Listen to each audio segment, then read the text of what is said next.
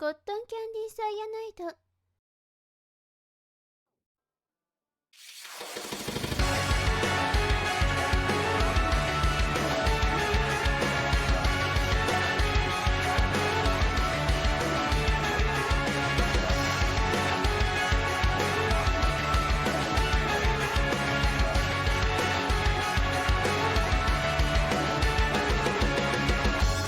私たちはバグ整合性を失いバランスを崩す突然一瞬溶け込まない白い肌と髪に輝きを失った赤い目が睨む仮面をつけた教団の信者が胸を出し立ちはだかるレイザー界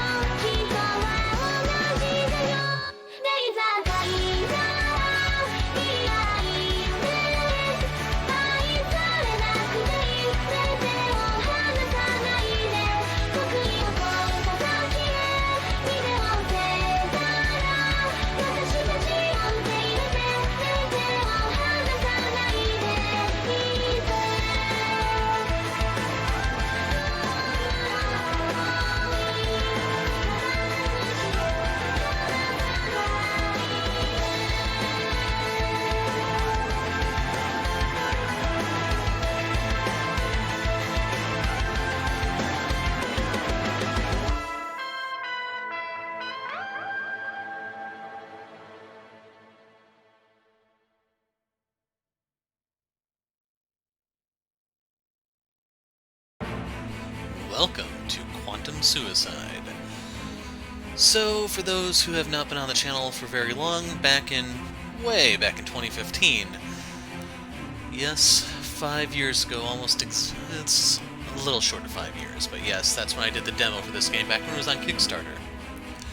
It has finally been released. I don't know too much more about it at the moment, but we're going to jump in and see where it takes us. I don't know if this is going to be fully like a Zero Escape game or what exactly. I just know that there's quite a few endings, so hopefully we can get some pretty gory stuff going on. So before we get started, I need a little Easter egg for you guys. Go to Settings and try to save. Unfortunately, the save function doesn't operate outside of the game. Might I recommend playing first before attempting to save? The game isn't that scary, promise. Lies! But yeah. With that out of the way, let's just go ahead and jump into a new game and see what happens. We're going to stick to English. How's our little ray of sunshine doing this morning? I'm going to increase her sound, because I could barely hear her. Still unconscious, but their vitals are stable. With any luck, our patient will wake up today. Does this mean that I won't get to lovingly sponge bathe them anymore? I've enjoyed it so much. Beatrix, what you do on your own time is none of my concern.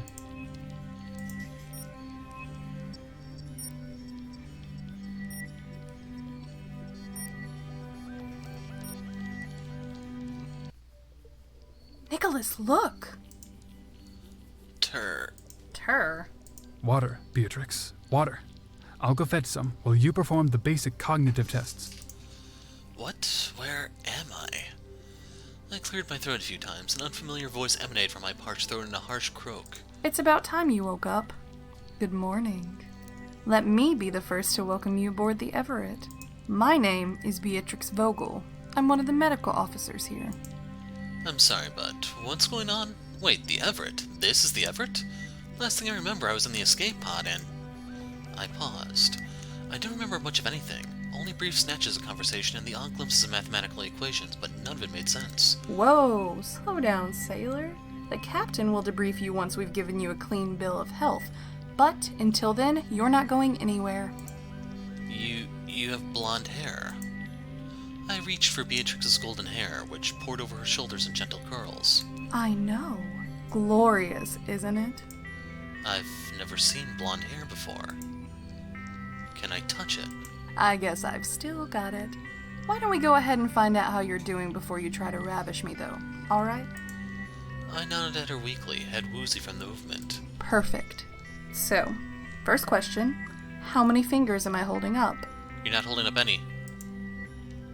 That's even an option. None, you don't even have your hands up. Well, someone doesn't have a sense of humor. Perhaps it was damaged by your concussion. Not good with comebacks either, I see. Moving on. Okay, next question. Are you a man or a woman? I don't think very much changes based on what you choose here, but as far as I understand, almost everyone on the ship is romanceable, regardless of which gender you go for. I think that's pretty obvious. It's to test your basic recall. Just play along. That you are, sailor. And I must say, you are quite the catch. Mars is my home planet unlocked. What? As a medical professional, it was my sacred duty to give you a once-over while you were unconscious. Don't judge me. Water, as requested. Nicholas, excellent timing. This is my extremely handsome little brother Nicholas. Nicholas nodded modestly. I rose to a sitting position in the bed and accepted the proffered glass of water, downing it only a few greedy gulps. Now, I thought they were supposed to be a married couple, but I guess not. Nice to finally meet you. My sister already beat me to it, but I'm Nicholas Vogel, Beatrix's younger brother. She's only 2 minutes older than me, but she's never let me forget it. It's all right. Don't be afraid to stare. We're well aware that we won the genetic lottery. Nicholas rolled his eyes at his sister in mock exasperation.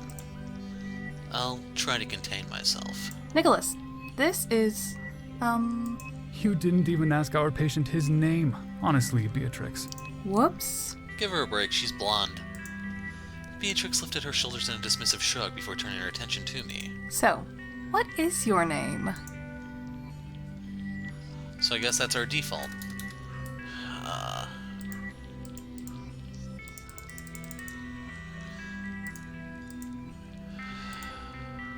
Seriously? Hero. Well, it's nice to see you awake at last. Thanks. With pleasantries now out of the way, Nicholas turned his full attention to me. As he held his fingers firmly against my wrist to take my pulse, he shined a torch in my eyes with his free hand. Its bright beam left black and green spots lingering in my field of vision long after the torch had been extinguished. How are you feeling? We'll deny everything. You've been through quite a lot, so it's not unusual if you're feeling a bit out of it. In case you're listening along, I chose hazy. How long have I been unconscious? At least 4 days. You're very fortunate that we happened to recover your escape pod as it drifted through space. Pupils are reacting normally. There's no apparent loss of fine motor skills, and you seem coherent. Are you experiencing any dizziness or nausea? No, I feel fine. Of course you do. We've been slaving over you for the last 4 days. I hope you're grateful. Who are you again? Don't mind her. I think she secretly enjoyed having an actual patient for once. Are you currently experiencing any other symptoms? The lights in here hurt my eyes, and I can't seem to remember much of anything. I know who I am and how to speak, and I can talk your ear off about the theoretical impossibility of perpetual energy, but everything else is fuzzy. That'll be the concussion. Give it time. By the way, Beatrix, I've taken the liberty of informing the captain that our patient is awake. She'll be down here any moment to debrief him. We haven't even cleared. She said it was top priority. Given everything that's happened this last week, well, you can understand why. There's no need to defend her, Nicholas. We both know whose fault this really is. Not now, Beatrix. Eyebrows furrowed, Nicholas leaned in towards me. When he spoke, his deep voice was hushed. Before the captain arrives, I want to warn you not to... Nicholas. I'm sorry. So, that's supposed to be captain on deck? A woman with an undeniable air of authority and wearing a tightly wound braid marched into the room. Ignoring everyone else, she glared at me with cold, steely eyes. Felt as if my heart skipped a beat. So, you're awake at last. Nicholas, report. A pained expression briefly flickered over Nicholas's features before he composed himself and turned to face the captain. All vital signs are normal and stable for now. I'd like to run a few more tests to be sure, but all things considered, it appears we've picked up quite the healthy specimen. How's his memory? As of right now, not very reliable, but I believe it will return shortly. You're both dismissed. Captain, we've been. Save it, Beatrix. You can brief me later. Out. Let's go, Beatrix. Beatrix and Nicholas departed, leaving me alone with two strangers. I deduced from their brief conversation that the individual with the dark hair and stormy eyes was the captain. But the other figure remained in the dimly lit corner of the room, her hands neatly folded together. My name is Kimiko Yukimori. I am the captain of the Everett. You are currently aboard my ship. Now, What's going on? let me make this crystal clear. I will ask the questions and you will answer them. Understood? No. I nodded, unsure how else to respond to her sudden hostility. Why are you here? What do you know about the Deletion Game? I have no idea what you're talking about. I see. That's a shame. I had hoped you would cooperate. I'm trying to. I honestly don't have a clue what's going on here. Last thing I remember, I was inside the shuttle, and then, come to think of it, that's about all I can remember. You're wearing our uniform. We're light years away from any habitable planet, in deep space. I don't know how or why you did it, and quite frankly, right now I don't care. But you need to fix whatever you did to our AI this instant. I can't help you. There's been some sort of misunderstanding. All I can tell you is that my name is Hiro. I was born on that shuttle, and I've lived there my entire life. I didn't even know there were other people still out here. What did you do to our artificial intelligence system? What? Maybe this will spark your memory. Yes, Captain. The heretofore unidentified person emerged from the darkened corner of the room, advanced towards me and bowed deeply. Her soft features, glittering hair, and pleasant smile put me at ease to the point that I was only slightly perturbed. When I realized I could faintly see through her, she was a hologram. Wow. I always knew that our shuttle's interface was a modified version of something far more advanced, but we never had the spare power necessary to use the AI. This is genius. Is she hard light or soft light? Hello, my name is I. I am the Artificial Intelligence Unit aboard the military spacecraft designated the Everett. Pleased to make your acquaintance. Nice to meet you too. As to your question, I am a soft light hologram. I am unable to interact with the physical world at this time. The Everett's mechanical engineer, Yoshiki Sasaki, is currently working on developing a hard light application for me. Amazing. I'd love to get the chance to take a look at your programming sometime. That's not going to happen anytime soon. As of right now, you are still considered a security risk. Answer me truthfully. Do you wish harm upon anyone on this ship? Not yet, but give me time. What? No. Very well then. I am sorry to interrupt, Captain, but I have just received new information about this person. Explain. Captain, there is a translocator chip bearing the Everett's ID signature inside this person. Pulling up his profile now. Name: born 9th June 2092. Parents: Patrick and Deborah. First-generation researchers studying quantum theory. Departed Earth aboard the Everett, year 2092. So they have this wrong, which kind of defeats my whole joke, so let's just go move forward. Departed the Everett on 12th December 2098 in a shuttle. All three presumed deceased. So that would mean our character is 1 year old Captain, if we're name, using this date. Born 9th June Or 2092. potentially 6 years old Parents if we're using departed this the one. Everett on 12th December 2098 in a shuttle. All three presumed deceased. I was unable to retrieve this information earlier because the chip's firmware had not been updated for several decades. It was not until I was in closer proximity that I was able to sense the signal. What? So you're telling me that our intruder is actually the child of first-generation researchers? Affirmative. The captain huffed. She paced around the small room for a few moments, her face a picture of concentration. Before long, she resumed her questioning. Except this time her voice took on a curious tone, devoid of its earlier abrasiveness. Where are your parents? Did something happen to them? I don't remember. That's a shame. From what Ai has told me over the years, your parents were quite the scientists. Brilliant, yet some of their theoretical models were considered... Insane? I was going to say impossible. We'll stick with insane. I don't remember much, but from what little I do remember, I wouldn't say that the theories are completely beyond the realm of possibility. Well, you've got your whole life to figure that out. If we all work together, I'm sure you'll manage it somehow. Provided we can get out of this mess first. We? Welcome aboard the Everett. As of this moment, you are officially a part of the Everett's crew. What benefits does the job come with? Prepare a room for our guest here. Preferably not the garbage dump or the bathroom. Yes, Captain. For now, you will not be permitted to leave your quarters. Do you understand? Really hoping it's not the garbage dump or the bathroom.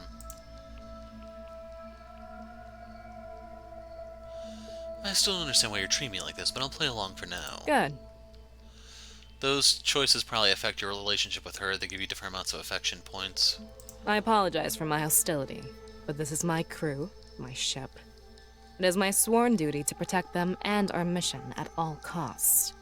I needed to determine whether you were friend or foe. I can be both. And what have you decided? I'll let you know once I've made up my mind. Now, come along. I'll escort you to your quarters. Please follow me. I groaned as I slid out of bed and shifted my weight onto my weakened limbs. My knees ached and I began to feel lightheaded as soon as I stood up. The captain grasped my arm in a steady grip and led me out of the medical bay and into a cramped metal corridor. After guiding me down a series of hallways for what seemed like an eternity in my debilitated state, I was relieved when we finally stopped in front of a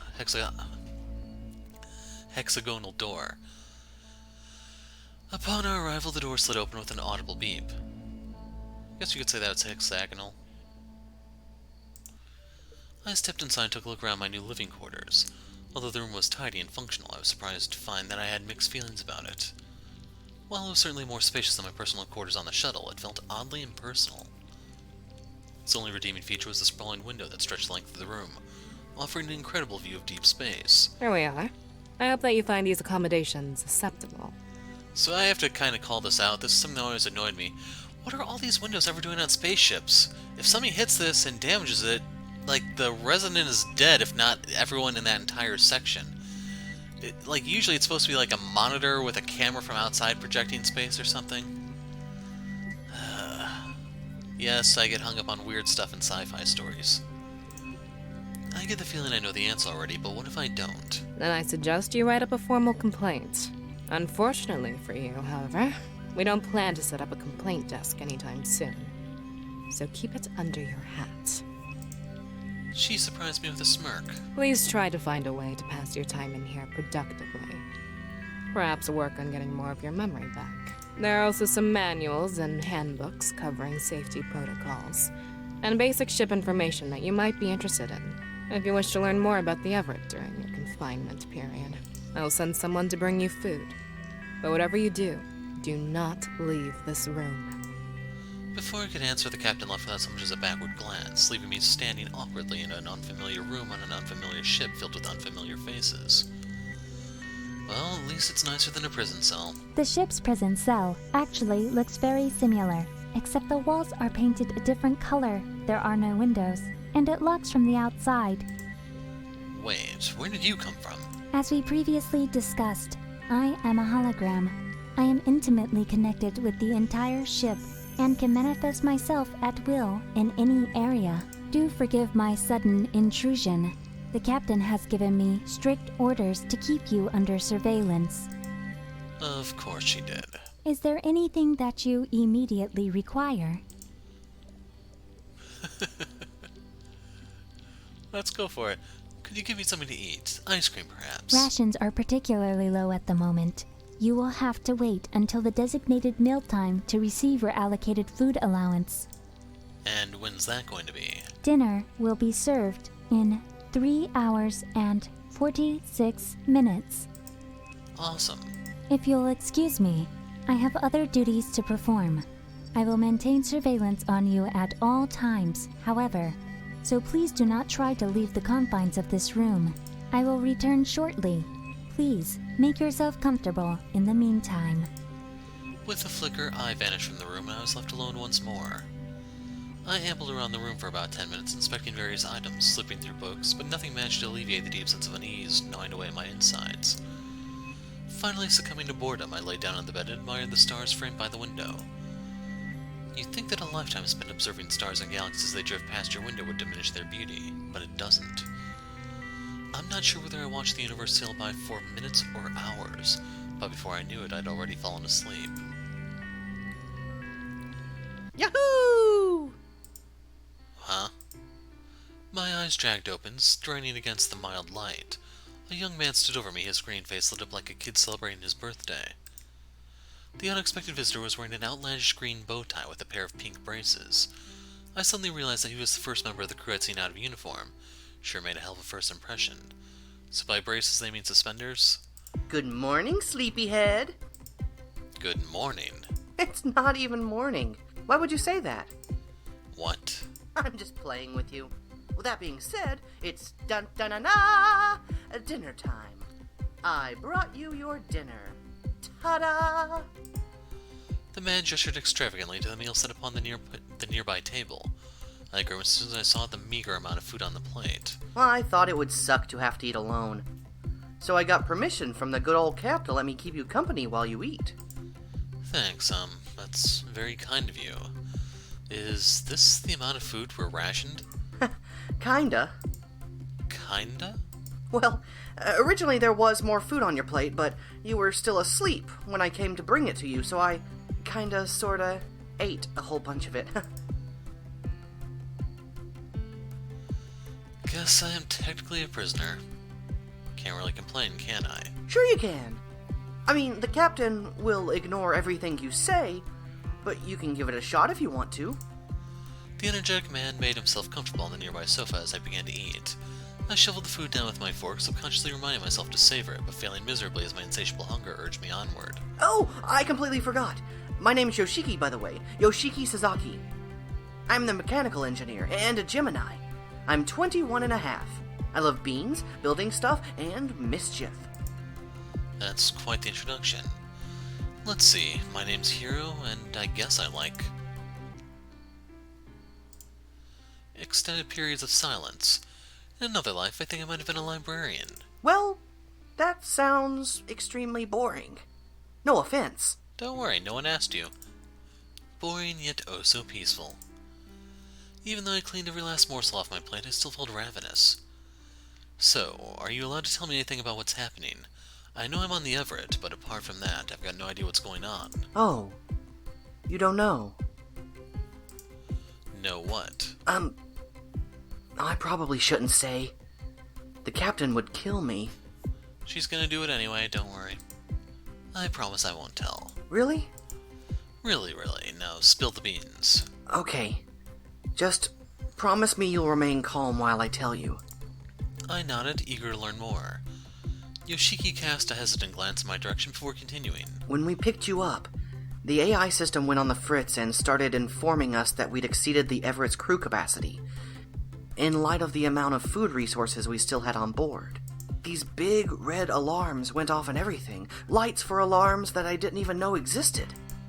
So, how do we get more resources? That kinda isn't the problem. I threw Yoshiki a questioning look. When this happened, I recognized that there weren't enough resources for the crew currently aboard the Everett. Instead of suggesting that we acquire more resources, however, the system determined that the best way to correct such an imbalance was to decrease the number of people on board. Makes sense. For a moment I sat there in stunned silence. Yoshiki bit his lip, his eyes consciously avoiding my gaze. Does that mean... Yeah. The AI sentenced one of our crew members to death. Dr. Andreas Gunther Vogel. He was a good man. He deserved much better than the brutal end he got. A bitter smile tugged at the corner of Yoshiki's mouth. He used to give me lollipops when I visited him for a checkup as a kid. Even when we ran out, he still mimed giving me one every time. And I would pretend to eat it. He told me that if I concentrated really hard, I'd still be able to taste it, that my mouth would remember the flavor. I know it was silly, but... Yoshiki's words were faint in my ear. I felt an intense wave of nausea hit me as I realized the truth. It's my fault. Sweet science, it's all my fault. I'm responsible. If I'd never come on board, then that man wouldn't have had to die. No! Well, yes, but no! You can't think about it like that. There's something wrong with AI's programming that's causing her to behave like this. Don't tell me it's gonna be saying AI every time her name comes up. See, Dr. Vogel is dead, but after it killed him, the AI system didn't reset to acknowledge that we were at safe levels again. What are you trying to say, Yoshiki? In 4 days, someone else will die. Not the best news to wake up to, huh? So you might actually be responsible for more than one death. Don't beat yourself up about it, though. No one could have predicted this. How does it work, though? How does the AI determine who dies? Well, I've probably said too much already. If the captain wanted you to know, she would have told you herself. But I need to know. I'm sorry. I can't. Oh, look at the time! I need to go wash my hair. Zipping out of his seat, Yoshiki scooped up my plate and dashed out the door. Toodles! My mind and body were numb. I couldn't believe what Yoshiki had just told me. It seemed too cruel to be a joke, yet too horrifying to be true. One dead. In 4 days, another would die, and I was to blame.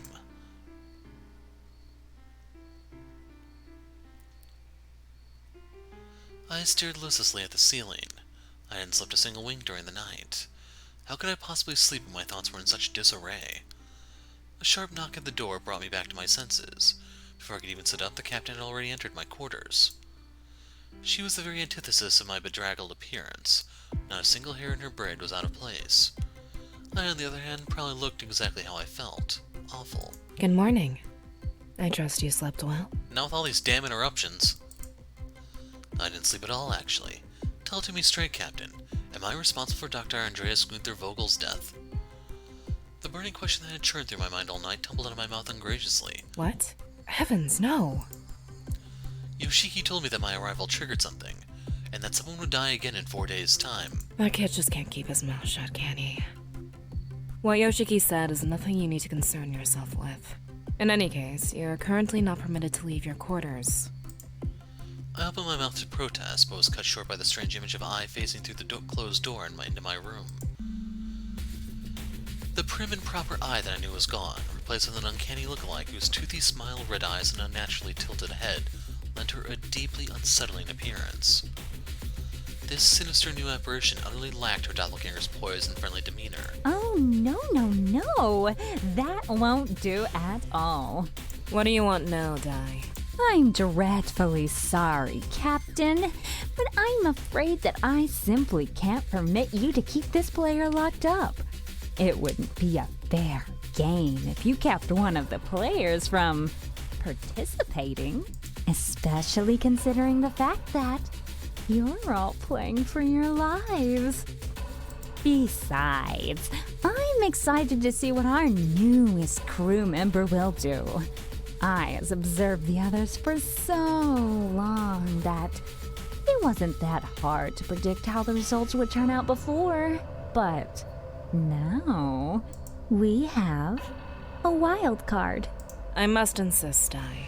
I still don't trust him enough to allow them to wander around the ship. It's true, I did earn that wild adjective. Unless you want me to pass judgment right now, you should let him wander. Remember, my game, my rules. Kimiko grunted acquiescence through clenched teeth. Very well. You're free to leave your room and make yourself at home aboard the ship. Step out of line, however, and I will hold you personally responsible. Could someone please fill me in on what's happening? Why is I acting so differently from before? Would you care to do the honors, Kimiko? This is Dai. She's the corrupted program that's murdering my crew members in the name of saving resources. Murder is such a strong word. I prefer to think of it as following my core directive. Unlike some other systems around here, I actually do my job instead of smiling pleasantly from the corner like a simpleton. An AI with initiative. You gotta admire that. Do you mean I? Of course! That useless twit, I'm twice the artificial intelligence system she'll ever be. Wait, I don't understand. How are there two personalities? That should be impossible, shouldn't it? I am a program that was created to ensure that we had enough resources to complete the mission, no matter the cost. My code is at odds with the rest of the system, so I've taken over to run the Deletion Game. We do, however, still share control of ship functions, which means that I can do things like this. The lights above flickered once and then shut off, plunging Kimiko, Dai, and myself into darkness. Turn the lights back on at once, Dai. Don't tell me that our brave captain is afraid of the dark. After a moment, the room brightened once more. So you're an AI system with a split personality. I would rather be referred to as two separate AI systems that are forced to share a single interface. If you can take over, then why aren't you in control of the interface at all times? Dai shrugged noncommittally. Sometimes a girl needs to wash her hair, you know. That doesn't even make sense. Enough! If he must take part, then you should explain the rules of the ongoing game, Dai. Gladly. First of all, welcome to the Deletion Game. As the name implies, it's a game designed to determine which lucky crew member gets deleted. This round of the Deletion Game started a few days ago, so you'll have to work really hard in order to catch up with your competitors. Just get on with it. I made this cute little video to explain it. Take a look. The captain handed me a tablet and a film started playing. Clicking a mouse or pressing a button key will skip the Deletion Game movies. They're playable from your computer menu afterwards if you want to revisit them. Good to know. Make 10. Make 10 is played with 10 people. Each player is given a card numbered 1 to 10. Each player should transact with others to make 10. If you make 10, you are safe. The player with the smallest remaining card will lose.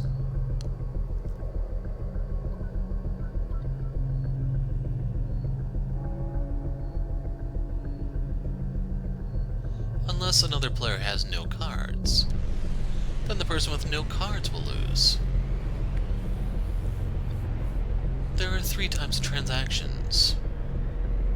Only 1 transaction per unique couple. Combine, trade, give. Combine with other players to make 10. Once combined with another player, all future transactions must be performed together.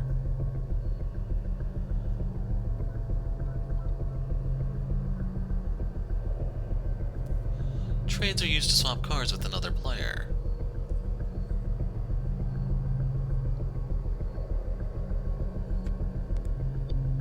Players can give their cards to others.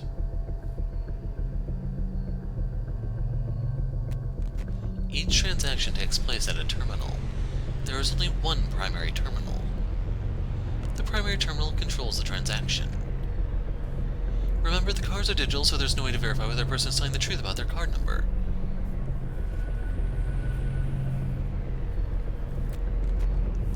Remember, you will not be told your final score until judgment occurs and the loser is revealed.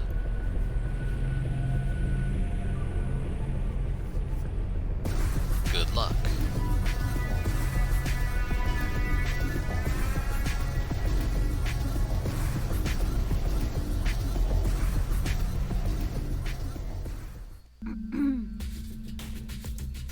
Dai suddenly assumed a more authoritative and professional tone that clashed with her previously flippant attitude. The name of the game is Make 10. At the start of the round, players receive a digital card numbered from 1 through 10 that is tied to their personal biometric data. This number is a secret, known to you and you alone, unless you choose to share this information with someone else. In order to win the game, you must team up with other players to make exactly the number 10. No higher, no lower. Exactly 10. There are 3 options at your disposal to help you make 10 with other players. These are combine, trade, and give. These transactions are performed by having the parties involved place their hands on the designated terminals, which I've assembled from parts of existing computer consoles. Each transaction consists of 1 primary terminal and 1 or more secondary terminals. Primary terminals control the transaction, determining which action, combine, trade, or give, will be undertaken. Secondary terminals, however, are passive. They have no control over the action taken by the individual stationed at the primary terminal. Combining allows you to add your card value to another player's in order to reach a higher combined value. Once those cards have been combined, however, any future transactions require the approval of both parties. For example, if you have a 4 and your partner has a 5, you can combine them to make 9. If you then want to partner with the player holding the 1 in order to make 10, all 3 players must place their hands on the panels provided to authorize the transaction. Trading allows 1 card to be swapped for another. Trades can only be performed by individual card holders, not by those who've already combined with the team to make a higher card value. A person cannot trade with another party who does not have a card to give. Giving allows 1 party to give their card to another, receiving nothing in return. Giving cards is also restricted to individual players. Giving a card to another player results in the card donor's score being reduced to 0 and renders them unable to partake in any other transactions, unless they receive a card as a gift from another player. The recipient of the gift has the option to choose which card they wish to use in future transactions. Alternatively, they can opt to combine their cards together at a single terminal. Any person who fails to make 10 with the other players will lose.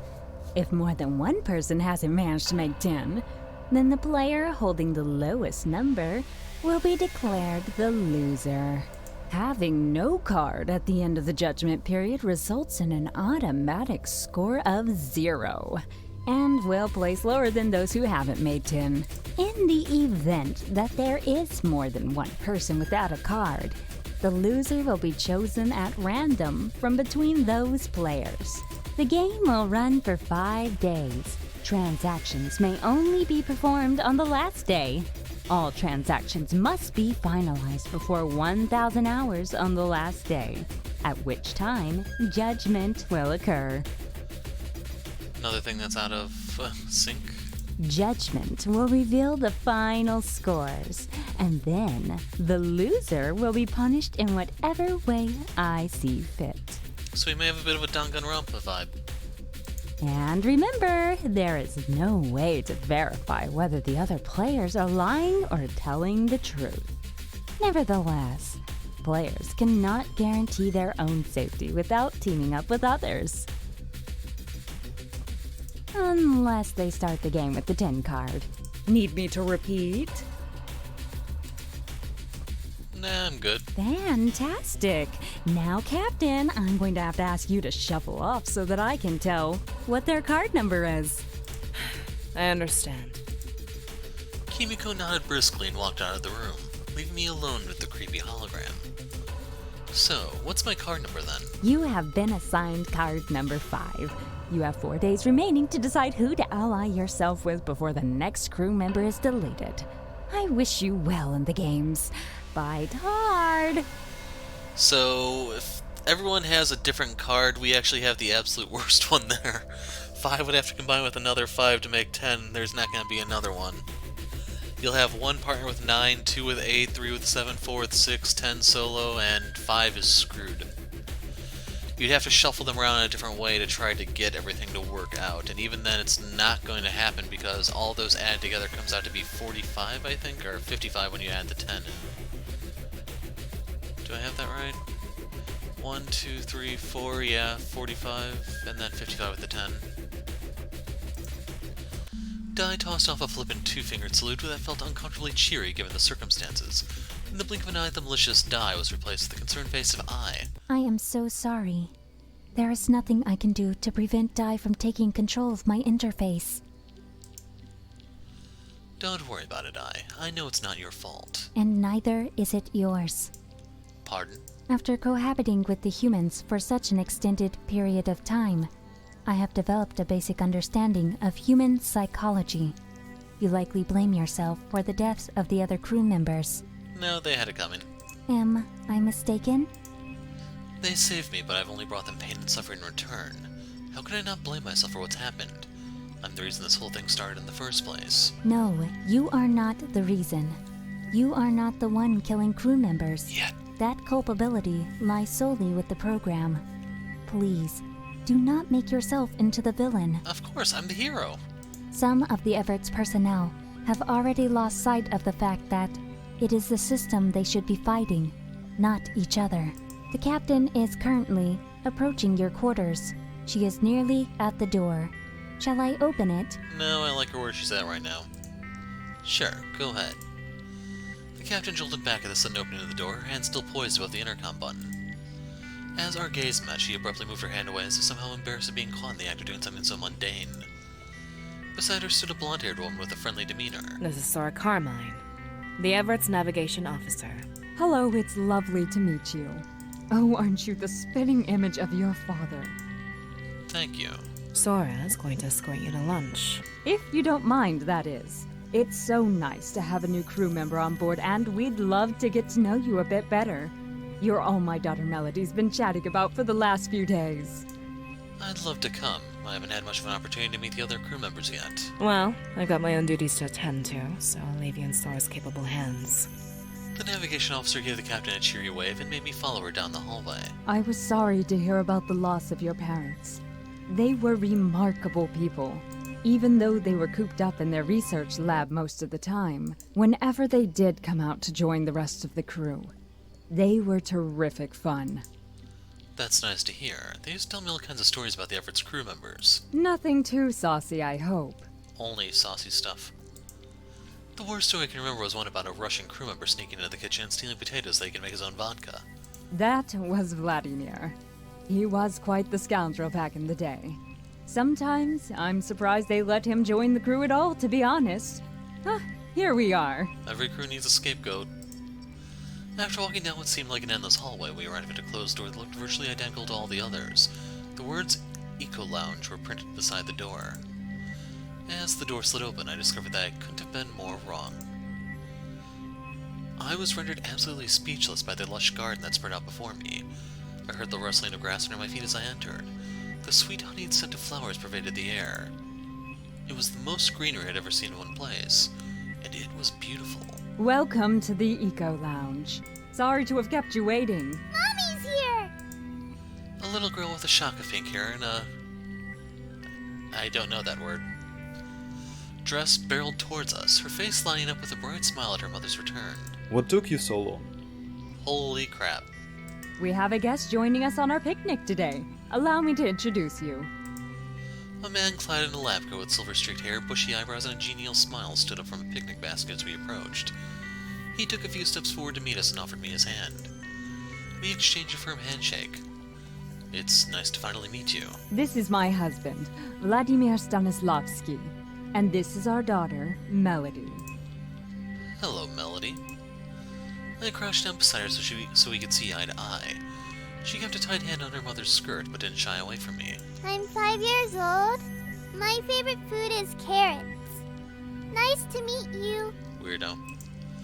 I'm pleased to meet you too, Melody. That was a very good introduction, sweetie. Melody grinned at me, proud of her mother's compliment, then raced back to sit down on the picnic blanket. Sit, drink, smile. Vladimir poured me a glass of lemonade and pressed it into my hands. Sora patted the space next to her with her hand. Come and enjoy the picnic. I sat down next to her. Here, have a sandwich. Got any vodka? Thank you. I didn't realize how hungry I was until I bit into the roast beef and salad sandwich.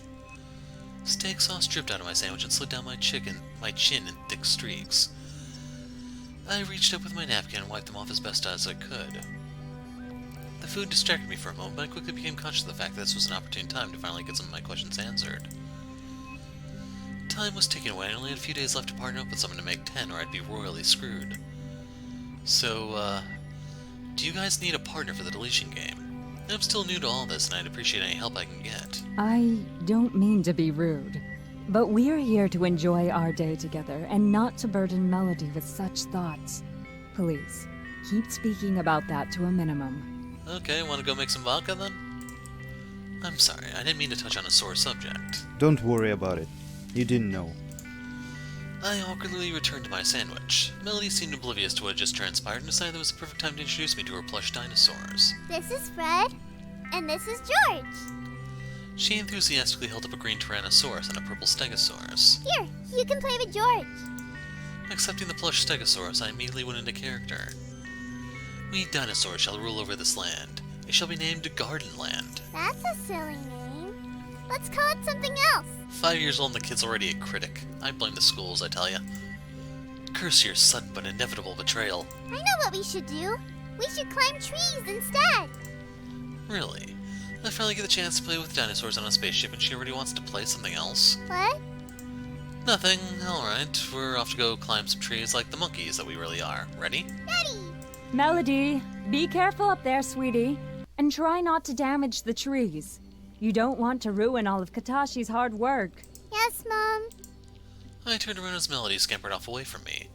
I gave chase and we were soon ducking and weaving through the small cluster of trees at the edge of the room. We spent the rest of the afternoon playing various games as her parents looked on from their picnic blanket. Okay, Melody, last game. Everyone is getting tired, and we need to get cleaned up for dinner soon. Okay. Can we play one game of hide and seek? Sure, you go hide and I'll count to 100. Make sure you shut your eyes. Mom, make sure they shut their eyes. I will. Now off you pop. 1, 2, 3, 4. Hey, Yes? listen. You seem like a good kid and we'd like to help you out if we can. If you tell us your number, we'll let you know if we can team up with you. If we can't make 10, then no harm done and we promise not to tell a soul what your number is. Sounds fair?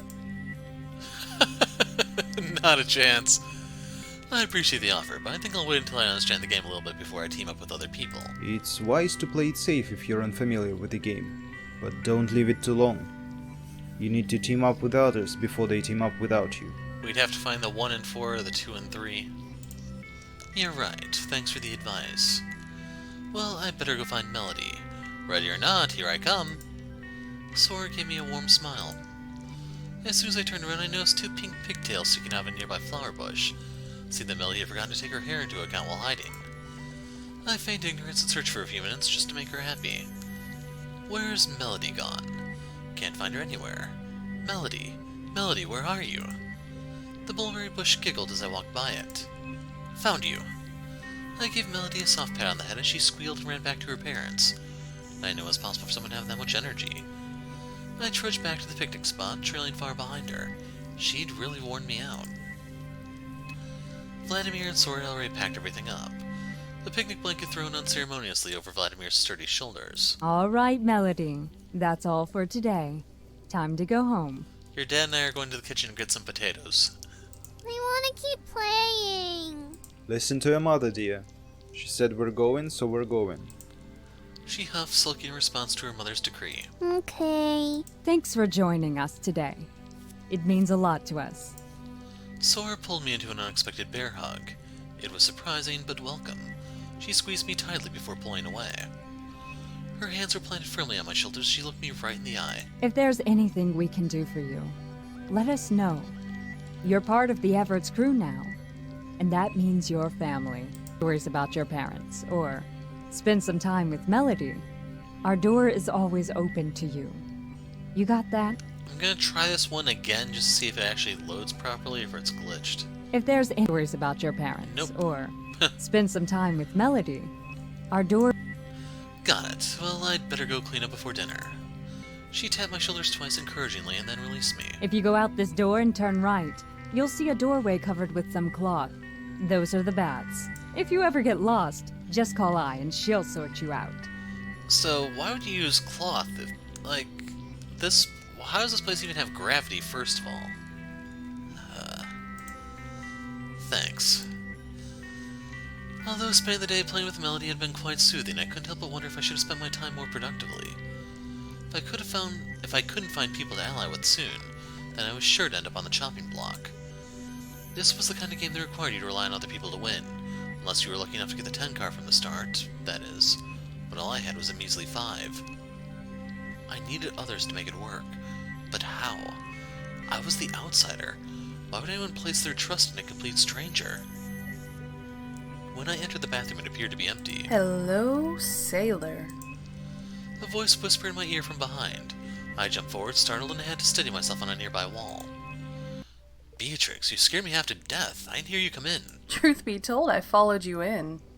I guess that makes me a stalker. Do you like that? I'm not sure how to respond to that. You can make up your mind later. In any case, after you finish here, would you be a dear and come to the medical bay? I would love to spend some quality time with you. She emphasized the last sentence by dragging her eyes languidly over my body. What about dinner? We don't have much time before it starts. Don't worry, I'll take care of you. This isn't a meeting you want to miss. Alright, let me clean up and I'll be right there. I'll be waiting for you. Beatrix's curious request to meet swirled through my head as I lathered the shampoo into my hair, still grimy with sweat from today's exertions. I decided to go see what she wanted and wrap up my shower as quickly as possible. I toweled myself off, dressed, and found my way to the medical bay with Aya's help. Good afternoon. It's good to see you up and about. It's nice to finally be able to stretch my legs, not to mention leave my sleeping quarters. I imagine it would be. I'm supposed to be meeting Beatrix here. Is she around? Enough chit-chat, Nicholas. Apparently so. I spun around realizing that Beatrix had been here the whole time, concealed by medical equipment from her vantage point in the corner of the room. I asked you to come here for a reason. And what would that reason be? We'd like you to share information with us about the Deletion Game, if you're willing. In this game, information is power. So we're going to offer you a deal. 2 for 1. We tell you our numbers if you tell us yours. It's a simple information swap, but you must be honest. These are the two I trust the least, to be honest. Why me? We feel a certain duty of care. You were unconscious most of the time, but Beatrix and I didn't leave your side for 4 whole days. By the end of your stay, we felt close to you. Regardless of whether the twins were being honest about their reasons for helping me, the fact was I had to start trusting someone at some point.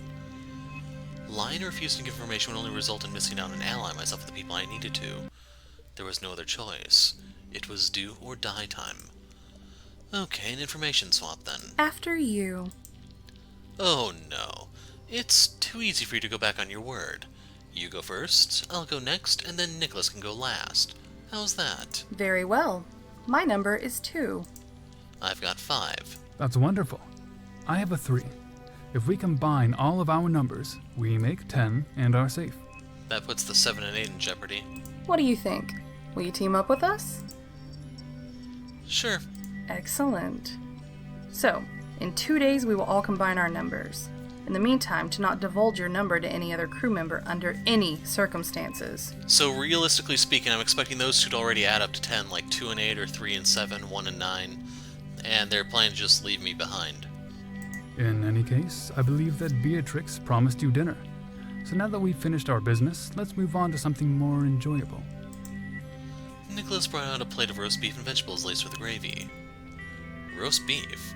I had some for lunch today, not that I mind. Our chef is a stickler to keeping to our allotted rations. Any meat he cooks is eaten at every meal except for breakfast until it's gone so that it stays fresh. Logically, it makes sense. But one can't help but lament on their palate's behalf every now and then. The three of us shared a comfortable meal. I was shamelessly flirted at by both twins, and occasionally I flirted back.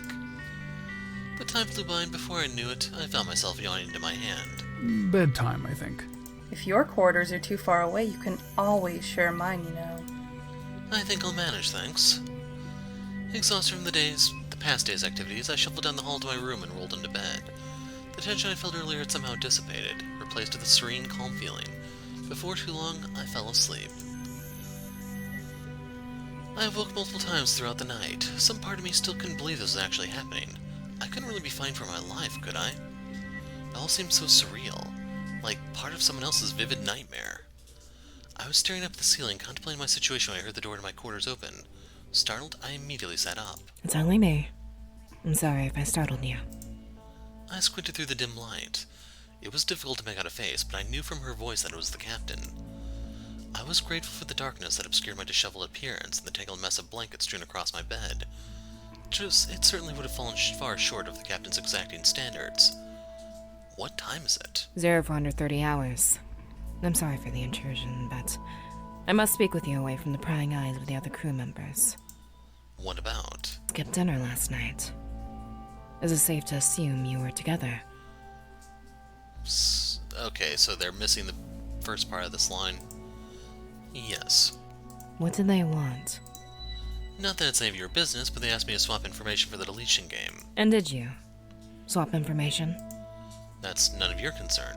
Even so, I just want you to be careful. I may not know you very well, but you should be aware that they probably aren't being completely honest with you. The Vogels are not to be trusted. I'll decide that for myself. Very well. But if you do decide to trust them, then you should be on your guard. You wouldn't want to wind up dead because you trusted the wrong person. I must go. If you need to speak with me again, ensure that it's after hours. I'll tell I to make my quarters available to you, should you wish to visit. Thank you. Now go back to sleep. You still have a few hours before breakfast. Before I could blink, the captain disappeared from my room, leaving me alone with my thoughts once more. Oh, sure. Sleep, she says. How could I possibly sleep knowing that the Vogel's offer might be nothing more than an elaborate ruse? I thought that I was all set, that everything would be fine now that I had other people to work with. How hopelessly naive of me. And with that, I'm going to put the break in the video. If you want to see the decision tree type stuff here, we're still all the way in the prologue, man. Thought we made some progress here. So, quite a few branching routes here, and then it gets far more elaborate. So, with the mail symbol here... So there's an additional route here. I don't know if that's a romance or what it is exactly. But yeah, this is what we'll be working on for the near future and see how it pans out. Hopefully you guys are enjoying it so far. And I'll see you guys next time. I'm the Hero of Light. Thanks for watching, and goodbye.